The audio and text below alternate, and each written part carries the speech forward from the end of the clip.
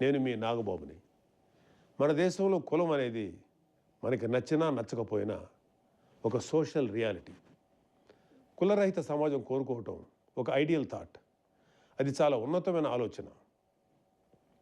మనం గుర్రం జాషువా గారు చెప్పిన విశ్వనరుడు అనే పరిణితి అందరికీ వచ్చిన రోజు మనకు అసలు రాజకీయ పార్టీలు అవసరమే లేదు. నేను కాపు కులంలో పుట్టాను. నా కులం మీద నాకు గౌరవం ఉంది.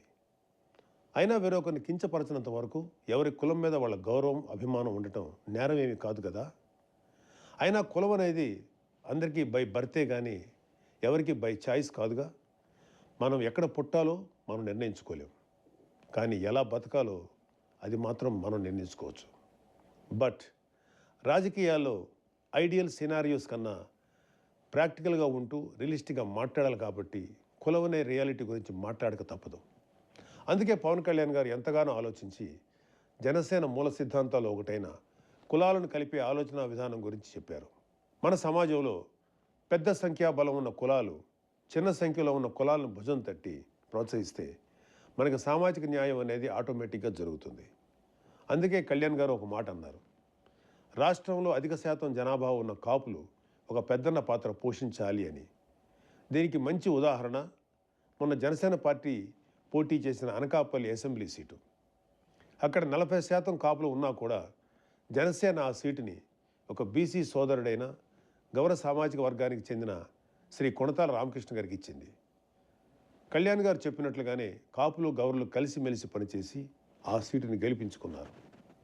అసలు జనసేన మీద కులముద్ర వేసి విషం చిమ్ముదామని చూసి ఎవరైనా ఈ ఒక్క ప్రశ్నకు సమాధానం చెప్పగలరా? 40% కాపులు ఉన్న నియోజకవర్గంలో 20% ఉన్న గౌర సోదరులకు టికెట్ ఎందుకు ఇచ్చాం?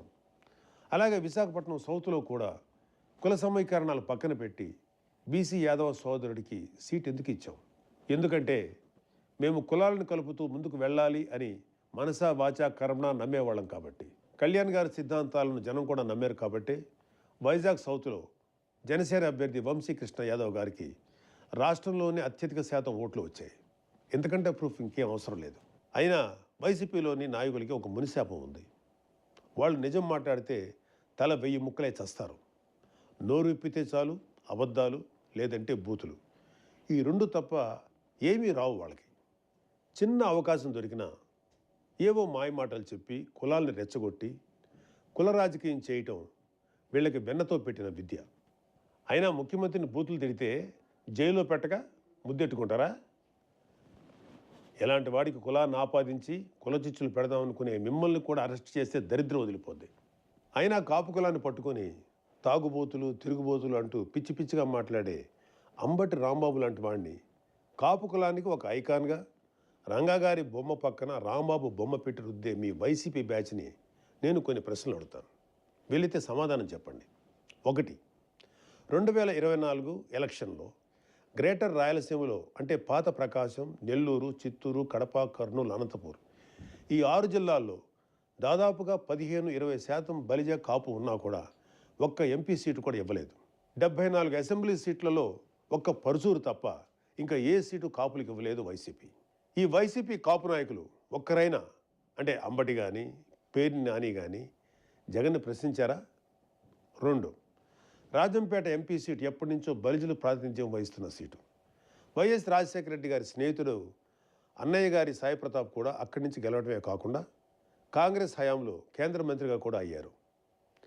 అలాంటి సీట్ని జగన్ మిథున్ రెడ్డికి 2014లో కట్టబెడుతుంటే మన టైగర్ అంబటి, లయన్ పేర్ని లాంటి వాళ్ళు ఎక్కడ నిద్రపోయారు?